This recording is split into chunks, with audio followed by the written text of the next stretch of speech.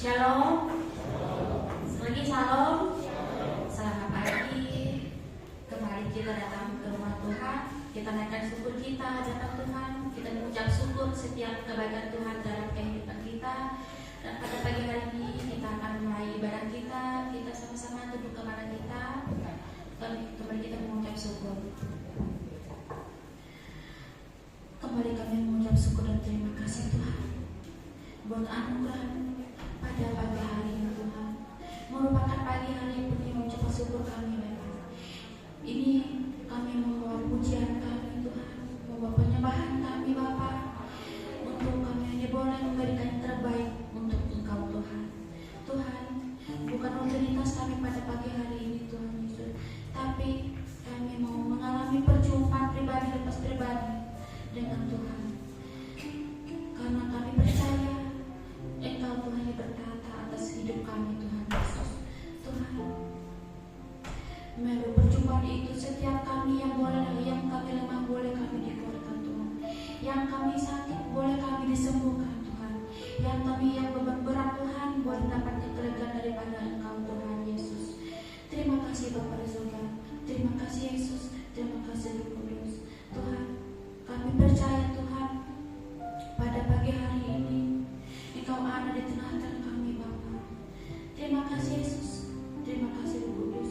Tuhan, Engkau menyerahkan ibadah kami pada awal sampai pada akhir Tuhan Yesus. Kami serahkan semua ke dalam tangan-Mu Bapa. Tuhan, kami siap memulai ibadah kami hanya dalam nama Tuhan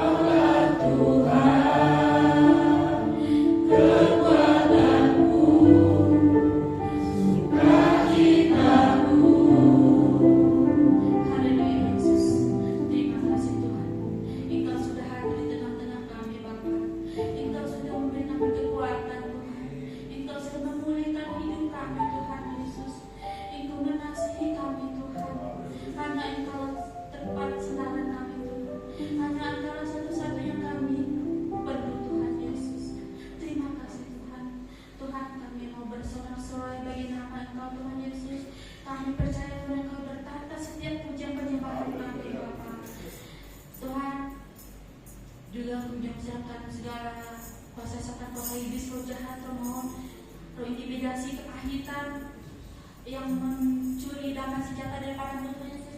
Kami tolong, kami katakan, kami hanya ditolong untuk keluar dari sini dalam nama Yesus dan nama Yesus. Terima kasih Bapak Surga, terima kasih Yesus. Kami siap memulai ibadah kami dalam nama Tuhan Yesus. Haleluya, amin. Masih tetap berdiri, kita angkat satu bunyi kita.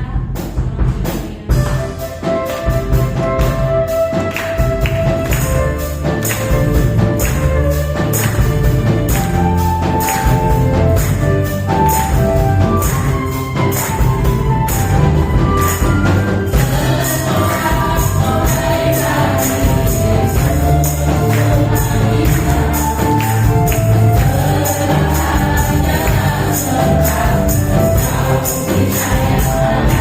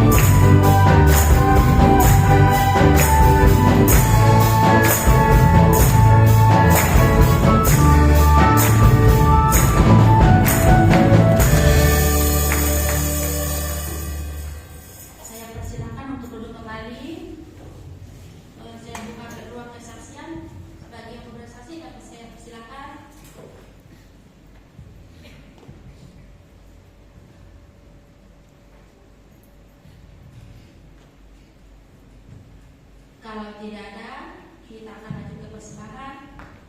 Dan kasih Tuhan, Saudara Yusuf pimpin kita dalam doa persembahan. Mari kita berdoa. Tuhan, kembali kami datang padamu Tuhan. Kami tiada hati yang mengucap syukur Tuhan atas semua berkat-berkat yang Engkau berikan tiada hati Tuhan. Tuhan, sekarang kami akan memberikan persembahan kami. Tolong Engkau berkati persembahan kami agar berkenan bagi Allah, dan kami akan memberi Tuhan dan sebagian dari berkat kami. Kami siap memberi Tuhan. Haleluya, amin. Haleluya. Amin.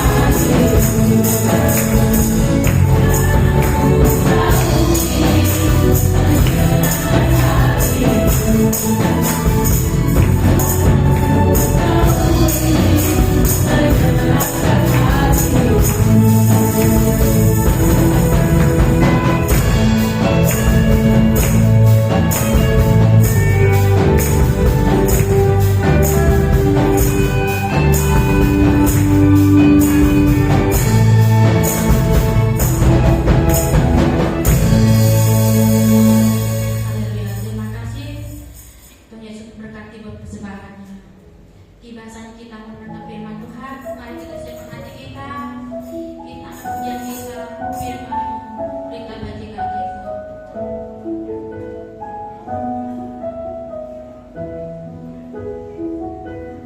Sidang iman, mari kita sama-sama berdiri.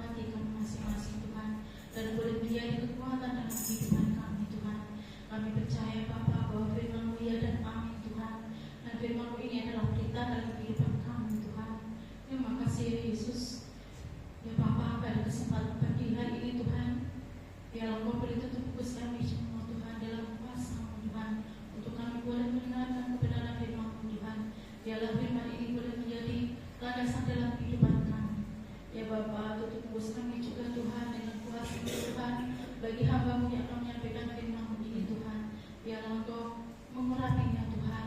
Yang apa yang kami sampaikan Tuhan, itu adalah isi hati-Mu Tuhan. Ya Bapa, kami sambut firman-Mu dengan sukacita. Terima kasih Yesus, terima kasih Allah Kudus. Haleluya, haleluya, amin. Puji Tuhan, silakan duduk. Shalom Bapak Ibu Saudara. Kembali kita bertemu pada pagi hari ini untuk kita boleh belajar bersama-sama akan kebenaran firman Tuhan, dan kita bersama-sama untuk mempelajari apa yang mau disampaikan Tuhan pada pagi hari ini. Pada pagi hari ini saya mengambil pembacaan ayat nas kita di dalam Yohanes 16. Yohanes 16 ayat 20 sampai 22.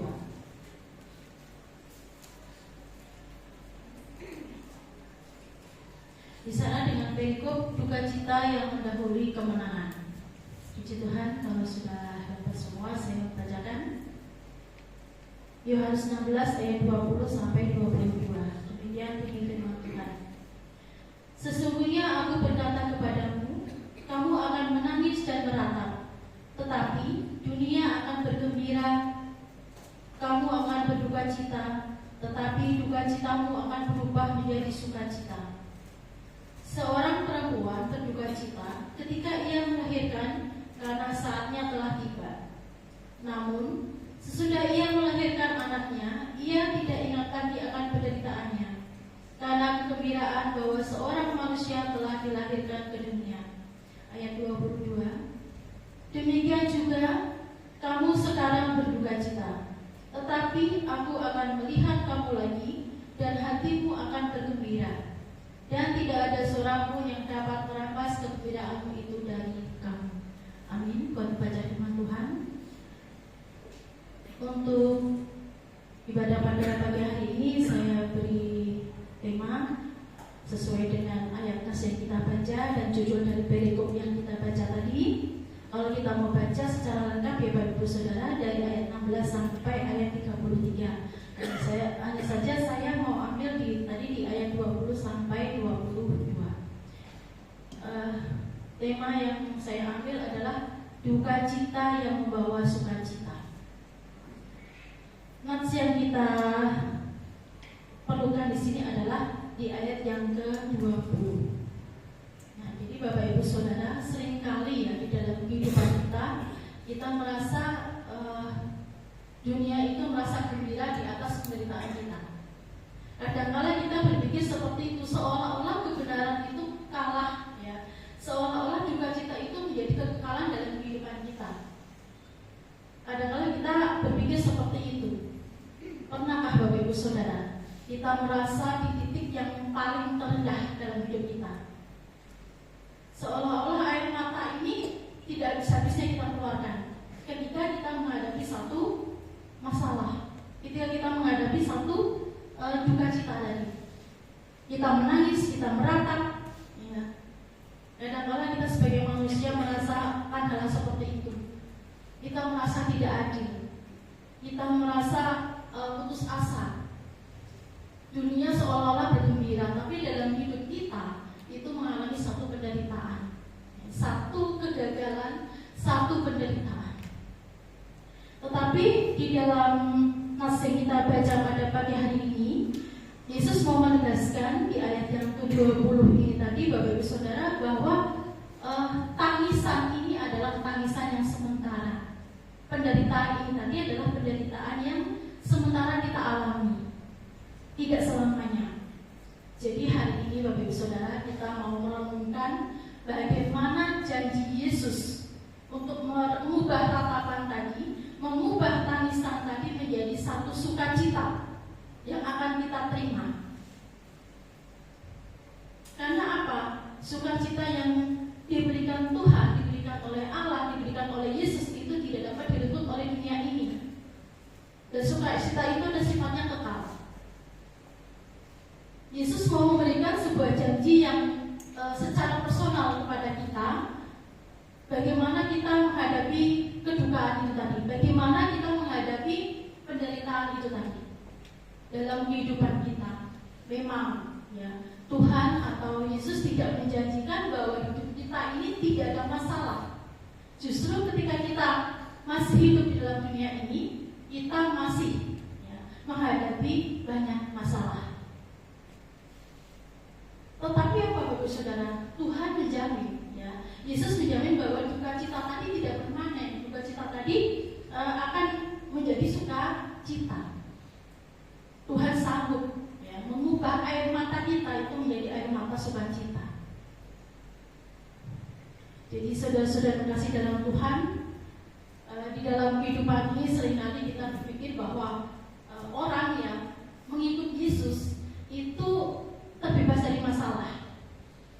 Orang di luar sana tahunya, ya kita sebagai orang-orang yang percaya, orang-orang yang mengikut Kristus, kalau kita sudah mengikut Kristus karena kita sudah diselamatkan, maka kita terbebas dari masalah. Maka kita hidup tanpa masalah. Bukan Bapak Saudara. Ya.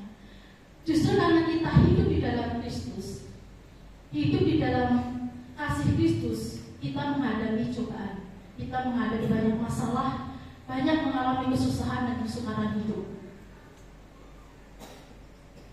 Tapi kabar baiknya di sini Bapak Saudara, dari ayat yang ke-20 tadi, duka cita kita akan menjadi sebuah sukacita. Ini adalah janji Tuhan. Jadi ketika kita mengalami segala penderitaan, segala kekhawatiran atau segala permasalahan, kita percaya bahwa itu sebenarnya adalah ruang tunggu kita untuk mendapatkan satu sukacita yang diberikan oleh Tuhan.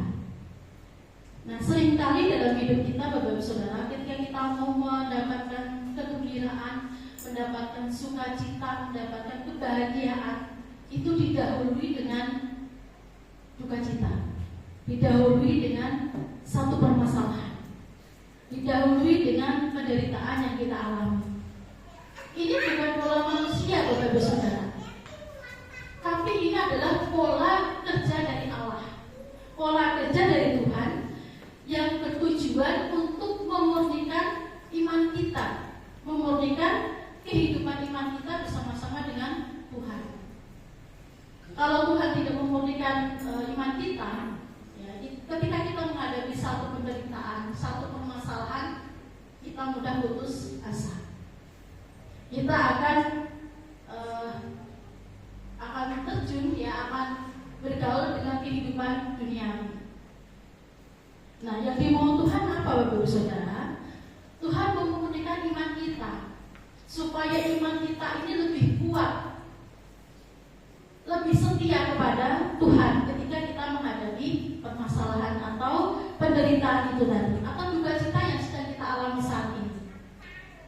Nah, secara alami Bapak Saudara, kalau manusia ya secara mekanisme itu pasti akan memberikan satu pertahanan hidup ketika mereka sedang tidak mendapatkan keadilan, sedang tidak mendapatkan kebaikan, atau bahkan di situ sedang mendapatkan penderitaan.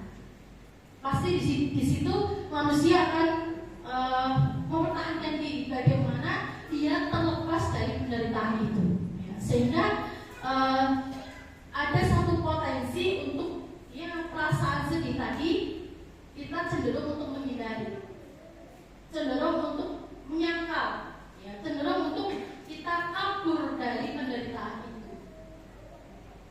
Tetapi kalau kita lihat dari ayat nas yang kita baca pada pagi hari ini, Bapak Ibu Saudara, bahwa Yesus mengatakan tadi di dalam ayat yang ke-20 bagian A, di sana dikatakan bahwa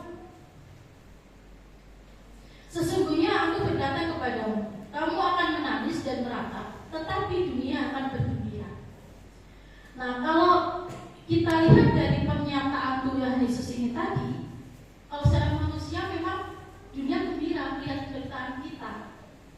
Dunia senang melihat kesukaran-kesulitan kita dalam menghadapi hidup ini.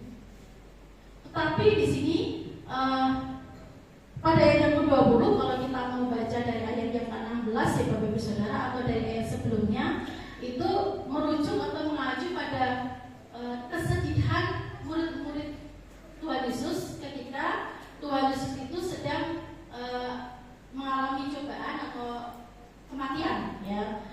di situ murid-muridnya kan sedih. Ya, Tuhan saya yang saya sembah kok mengalami penderitaan, mengalami kematian. Secara manusiawi, murid Tuhan Yesus ini mengalami kesedihan. Sama seperti kita manusia, Bapak Ibu Saudara, ketika kita mengalami penderitaan tadi, kita pasti mengalami kesedihan, mengalami satu suasana atau perasaan yang pada titik terendah. Ya. Tetapi kita lihat di ayat itu juga, di kalimat berikutnya, apa yang dikatakan oleh Tuhan Yesus. Kamu akan berduka cita, tetapi duka citamu akan berubah menjadi sukacita.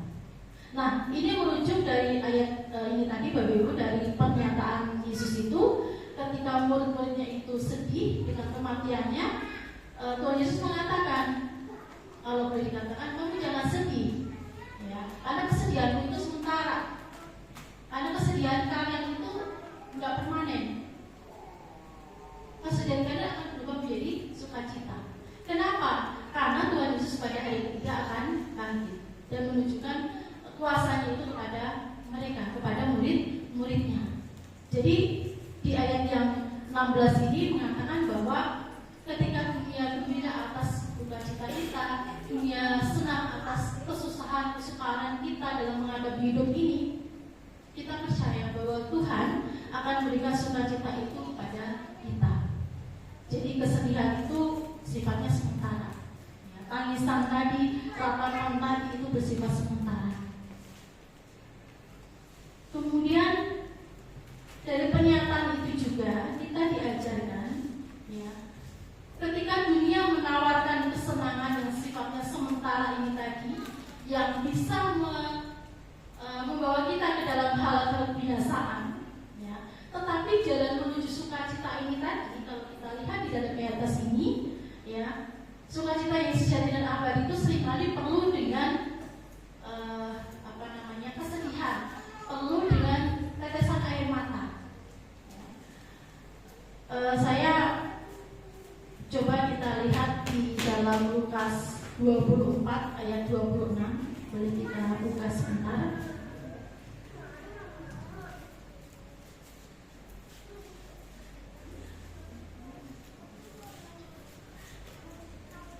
Sukacita yang sejati tadi, ya seringkali perlu ditempuh dengan air mata dan kesedihan. Kita coba buka Lukas 24 ayat 26. Begini bunyi firman Tuhan. Bukankah Mesias harus menderita semuanya itu untuk masuk ke dalam kemuliaannya? Nah, puji Tuhan. Nah, di situ mengatakan bahwa Mesias itu siapa? Mesias itu ya Yesus tadi. Mesias itu siapa? Juru selamat, sang penyelamat kita, raja penyelamat kita. Ya, sebagai raja, sebagai yang dikuasakan di situ, dia mengalami penderitaan. Dia mengalami semua penderitaan yang seharusnya dia tidak tanggung. Tetapi pada kenyataannya di sini bahwa Mesias tadi menderita dulu, baru mendapatkan kemuliaannya. Nah, tadi dinyatakan di dalam ayat 16 ayat 20 itu tadi, mereka mengalami duka cita, mengalami kesedihan. Tetapi kesedihan tadi akan berubah menjadi sukacita, menjadi satu kegembiraan. Nah, jadi bukankah penyelamat itu mengalami penderitaan terlebih dahulu, ya, baru mencapai kemuliaannya.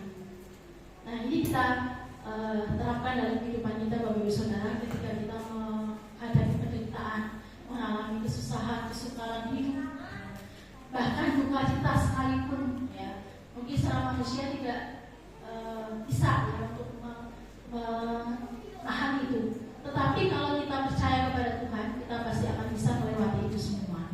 Jadi kita akan mendapatkan kemuliaan di dalam Tuhan, mendapatkan sukacita di dalam Tuhan.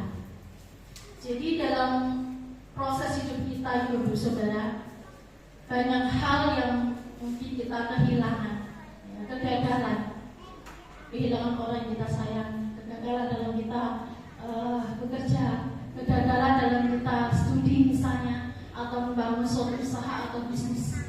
Ya, banyak hal yang jadi dalam hidup kita, Bapak Saudara. Namun pada pagi hari ini kita disadarkan bahwa hal-hal yang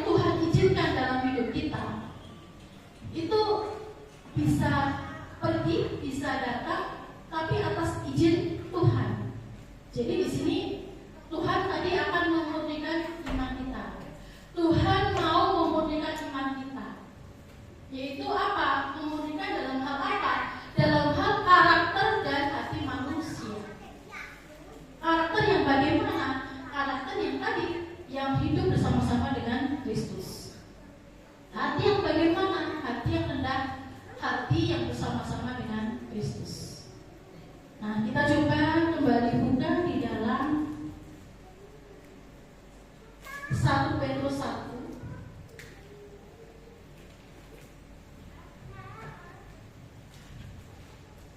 1 Petrus 1 ayat 6 sampai 7.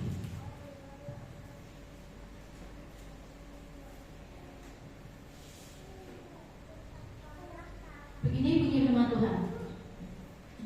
Bergembiralah akan hal itu, sekalipun sekarang ini kamu sementara harus berduka cita oleh berbagai pencobaan yang dimaksudkan untuk membuktikan kemurnian imanmu yang jauh lebih tinggi nilainya daripada emas yang fana, yang diuji kemurniannya dengan api, sehingga kamu memperoleh pujian, kemuliaan, dan kehormatan pada saat Yesus Kristus menyatakan diri.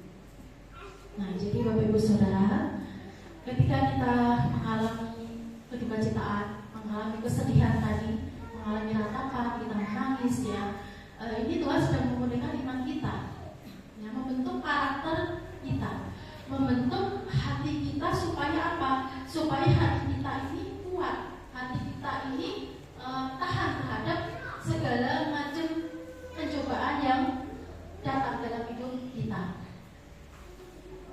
Jadi melalui ayat ini tadi dalam 1 Petrus 1 ayat 6 sampai 7 kita diberikan oleh Tuhan ya supaya kita bisa membuktikan kemurnian iman kita, supaya apa? Supaya kita nanti mendapatkan kemuliaan kehormatan ketika Yesus Kristus datang untuk yang kedua kali. Jadi kita siap ya ketika Yesus datang kedua kali. Di sana akan banyak penderitaan, banyak kesukaran, banyak kesulitan hidup. Tapi kalau kita tetap di jalan Tuhan, kita berproses di dalam Tuhan, kita pasti akan bisa melewati itu. Nah ya, sehingga kita akan sampai pada waktunya nanti bersama-sama dengan Allah. Nah kemudian kita kembali di Yohanes itu tadi, Bapak Ibu Saudara. Kita coba dilihat di ayat yang ke-21. Nah di sini Yesus menggambarkan dalam satu proses kelahiran. Kita baca sekali lagi Bapak Ibu Saudara. Seorang perempuan berduka cita ketika ia melahirkan karena saatnya telah tiba. Namun sesudah ia melahirkan anaknya, ia tidak ingat lagi akan penderitaannya karena kegembiraannya bahwa seorang manusia telah dilahirkan ke dunia. Nah, Yesus menggunakan ilustrasi ini Bapak Ibu Saudara. Kenapa? Kita tahu ya seorang perempuan, seorang ibu yang pada saatnya akan melahirkan pasti mengalami satu kesakitan, ya, satu kontraksi yang begitu hebat ketika akan melahirkan seorang anak.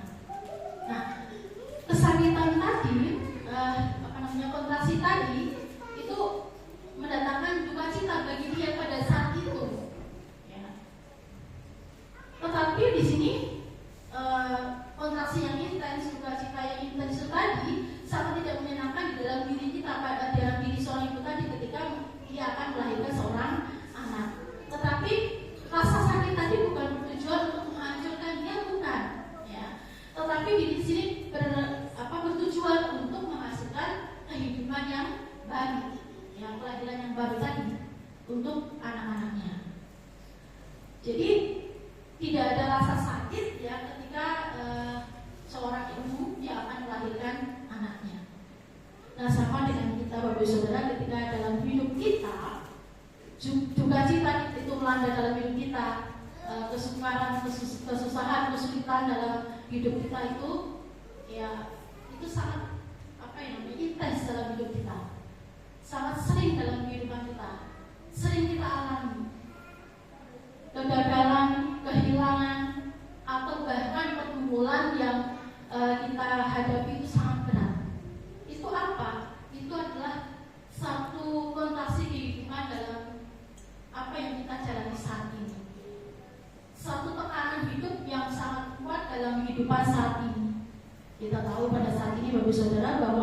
hidup di dalam dunia ini sedang tidak baik-baik saja.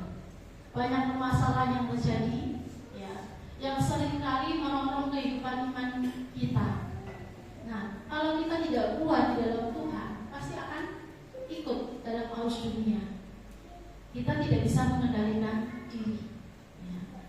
Kegagalan bisa dari studi, bisa dari karir kita, bisa dari usaha pekerjaan kita, atau mungkin kita cita-cita tidak tercapai, target itu tidak tercapai, kita mengalami satu kegagalan di situ, kehilangan orang yang dicintai, orang yang dikasihi, ya, kematian, perpisahan, atau mungkin kehilangan pekerjaan, kehilangan kesehatan, itu semua kita alami, Bapak Ibu Saudara. Hanya saja ada yang sudah mengalami, ada yang belum, dan ada yang nanti akan mengalami hal itu. Demikian juga dengan pergumulan hidup kita, Bapak Ibu Saudara, ya, yang pada saat ini mungkin ada krisis ekonomi, ya, masalah keluarga, hubungan pertemanan, hubungan sosial, ada trauma di situ, kemudian ada depresi. Nah, itu termasuk pergumulan hidup kita, Bapak Ibu Saudara. Nah, harus kita hadapi. Nah, di sini dengan kondisi kehidupan yang seperti itu, Tuhan mau melahirkan sesuatu di dalam hidup kita. Tuhan mau melahirkan sesuatu yang indah dalam karakter kita. Tuhan mau memberikan karakter dan masa depan kita yang penuh dengan sukacita. Karakter seperti apa? Karakter yang kita bisa menguasai diri kita dari kehidupan dunia. Karakter yang bisa mengendalikan diri kita dari kehidupan dunia. Yaitu apa? Ya, seperti yang tertulis dalam Galatia 5, ya Bapak Ibu Saudara, Galatia 5 ayat 16 sampai 20-21. Di situ dikatakan ada perbuatan daging atau keinginan daging. Salah satunya di situ ya ada pengendalian diri, ada hawa nafsu. Jadi kalau kita mengalami satu kegagalan, satu penderitaan, tapi kita tidak bisa mengendalikan diri, ya tadi kita akan ikut arus dunia. Kita tidak bisa menguatkan iman kita. Kita tidak bisa mengendalikan diri kita, sehingga apa? Kita akan terjun ke arus dunia yang tidak sesuai dengan kehendak Tuhan. Kemudian dari karakter yang kita mengalami kegagalan tadi, kehilangan tadi, pergumulan tadi, kita diharapkan untuk belajar rendah hati. Rendah hati untuk kita mengandalkan Tuhan dalam setiap permasalahan hidup kita, setiap apa yang terjadi dalam hidup kita, untuk mengandalkan dan memperkuat ya, kasih dan iman kita kepada Tuhan. Kalau kita atau iman kita itu kita percaya kepada Tuhan, kita bergantung kepada Tuhan dalam menyelesaikan satu permasalahan, satu penderitaan yang kita alami, maka kita akan setia kepada Tuhan. Seperti ayat tadi bahwa ketika kita mengalami pencobaan, ya kita setia, maka kita akan mendapatkan kemuliaan dalam Tuhan. Dan pada saatnya nanti ketika Tuhan datang untuk kedua kali, kita bisa hidup bersama-sama dengan Tuhan. Kemudian pembentukan di dalam masa depan kita itu juga Bapak Ibu Saudara diberikan kekuatan dan penghiburan dari Tuhan. Kalau kita percaya bergantung kepada Tuhan, ada kesetiaan kepada Tuhan, dan kita belajar merendahkan diri di hadapan Tuhan, maka Tuhan akan memberikan kekuatan kepada kita, memberikan penghiburan dalam kita menghadapi satu penderitaan itu, satu dukacita itu. Karena tadi Tuhan mengatakan dukacita yang kita alami adalah sifatnya sementara, tidak permanen, Bapak Ibu Saudara. Jadi ketika kita ada kekuatan, ada penghiburan, kita bisa untuk melangkah, bisa menatap masa depan kita. Apa yang harus kita lakukan dalam masa depan kita? Kemudian kita akan melakukan sesuai dengan perbuatan roh. Ya, dalam Galatia itu juga ada perbuatan roh. Itu yang harus kita terapkan dalam kehidupan kita, supaya tadi bahwa kita bisa mempersiapkan hati untuk kekekalan kita, mempersiapkan hati untuk kedatangan Kristus yang kedua kali.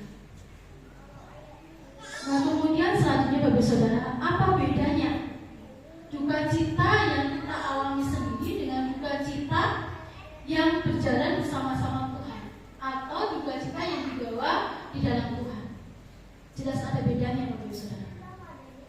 Kalau duka cita atau mungkin rasa sakit atau kepahitan itu tadi, atau kesukaran tadi tidak didasarkan di dalam Tuhan atau tidak bersama-sama dengan Tuhan, itu pasti akan bawa kita ke dalam satu keputusasaan, satu kepahitan, satu kekosongan jiwa. Nah, kalau kita lihat di medsos kali ini Bapak Ibu Saudara, banyak ya, orang mengalami penderitaan, mengalami duka cita tidak bersama-sama dengan Tuhan, tidak didasarkan pada duka cita itu datang dari Tuhan. Ketika mereka mengalami putus asa, mengalami kepahitan, ya, kekosongan jiwa, apa yang terjadi Bapak Ibu Saudara? Mereka memilih lari dari Tuhan, dan mereka memilih untuk mengakhiri hidupnya. Nah, kalau kita lihat di dalam perkembangan sekarang ini tuh banyak sekali hal-hal seperti itu. Bahkan di lingkungan kita itu ada Bapak Saudara. Ya, orang yang mengalami putus asa, akhirnya apa? Bunuh diri, gantung diri, ya, terjun dari jembatan, terjun dari menara sutek. Ya. Banyak hal terjadi seperti itu. Karena apa? Karena tadi ketika mereka mengalami duka cita, kesusahan, kesukaran tadi, dia tidak mengandalkan Tuhan. Dia mengandalkan pemikirannya dia sendiri di situ. Sehingga apa? Ketika ada putus asa, kosong jiwanya. Akhirnya apa? Setan iblis yang masuk. Tidak bisa menguasai diri sendiri, tidak bisa mengendalikan diri, sehingga ya arus dunia yang dia ikuti di situ. Jadi duka cita yang tanpa Tuhan itu pasti akan mengalami kekosongan jiwa. Kemudian duka cita yang bersama-sama Tuhan bagaimana? Duka cita yang bersama-sama Tuhan, duka cita yang dibawa dalam Tuhan, kita mengakui kesedihan tadi, kita mengakui kesukaran hidup di dalam Tuhan. Kita akui di hadapan Tuhan. Tuhan akan memberikan janjinya untuk kita. Kita tetap berharap bahwa janji Tuhan itu akan ada untuk kita. Kita akan terlepas dari kesukaran, kita akan terlepas dari duka cita, maka kita akan mendapatkan sukacita. Kita izinkan Tuhan untuk memeluk hidup kita. Kita izinkan Tuhan untuk memeluk kita ketika kita mengalami kesedihan, ketika kita mengalami kesukaran hidup. Ya, tentunya dalam hal apa Bapak Saudara? Dalam hal kita berdoa bersama-sama dengan Tuhan. Kita sampaikan apa yang terjadi dalam hidup kita. Kita sampaikan apa permasalahan hidup kita. Kedukacita apa yang kita alami. Kesukaran hidup apa yang kita alami dalam hidup kita. Kita sampaikan kepada